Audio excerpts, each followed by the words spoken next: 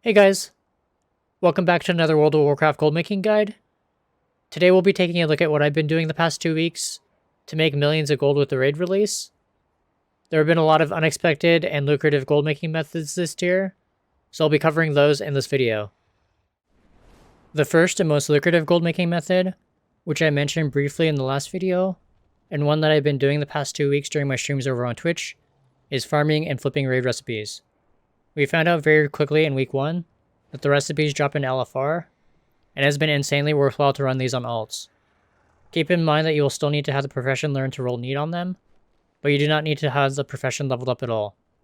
On alts that have not leveled up their professions, you can even drop and pick up new professions if you're targeting certain recipes from a particular LFR wing. For example, for the first wing, you would ideally go tailoring and alchemy for a chance at the recipes that drop off the second boss, the recipe Draconic Foul Cauldron, and off of the third boss for the Spore Cloak. In the first week, I ran 6 alchemists through LFR, and was lucky enough to see the recipes from the second boss drop 3 times, and won 2 of them. The first recipe, I was able to quickly sell off for 3 million gold.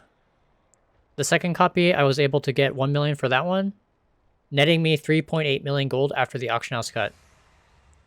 This past week, during week 2, I was only able to get 1 additional copy, and the Foul Cauldron recipe is down to 500k on my realm, but it's still insanely lucrative to do these LFRs on alts. Even if you're unable to get lucky with recipe drops, you can still make gold from flipping cheap underpriced recipes on your realm. On this realm, I bought a Pattern Shadow Flame Tempered Armor patch for 200k, roughly 12 days ago, and managed to flip it within 24 hours for 2 million, or 1.9 million after the auction house cut, making me a profit of 1.7 million gold, just for clicking a few buttons. This is the recipe that drops from the second to last boss in the raid, and I figured it would be a safer recipe to flip, since people can't spam LFR to hunt these down yet. In addition, you can see that I managed to get an epic BOE from LFR, the Crucible Curator's Wingspan, and managed to sell that off for a little bit over 60k. Even managed to sell off one of the greens for over 10k. I've had success like this with all of the alchemists and tailors I've run through LFR, even if I haven't gotten lucky with recipes on all of them. Flipping can be very risky though, and it's not for everyone. On this realm, I bought a Cauldron recipe for 400k, after selling the one I showed earlier for 3 million on my Alliance realm. I thought I could flip this one easily for 1 or 2 million and pocket some nice profit, but I almost got burned when the prices and quantity moved against me, and I had to sell it off for 422k, or only 22k profit.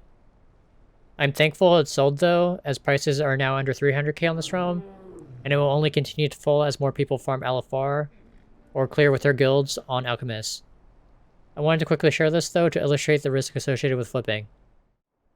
On top of recipes, random epic BOEs, and greens you may get, you will also very rarely get Shadow Flame essences.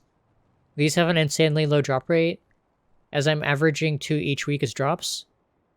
I sold 2 of these the first week for around 40k each. At the time of making this video, they're still selling for around 34k on NA, so it's another nice incentive to run LFR on alts. Starting tomorrow, we should also see the second LFR wing open up. If we get the next 3 bosses, Assault, Rashok, and the Vigilant Steward, and Assault could be a good one to target, as one of the drops, the Satchel of Pilfered Recipes, can have any recipe from the prior tier. We fantasized on stream about recipes like the Hourglass and Lariat being on the table, but from clearing this boss with both of my guilds the last 2 weeks, we've only had the raid recipes drop, and none of the Elemental Invasion ones. Still a small sample size, so I'm not certain, and I will still likely run this on a couple of alts each week to try for essences and recipes to sell. Next, let's look at a couple of my mailboxes and discuss the weekly brick quests. In week 2 of 10.1, we had the turn-ins for JC and Alchemy. Thankfully, I got in early on a turn-in quest by investing in them 2 days prior to the reset, and made a nice profit on these as flips. The gems I scooped up for an average price of a little bit over 20 gold each, and managed to sell them all off for as much as 500 gold each. I didn't invest as heavily as I should have, but I sold off all of my stock on day 1, and didn't have to worry about it the rest of the week. This past week, or week 3 of 10.1, we had the turn-in quest for blacksmithing and tailoring.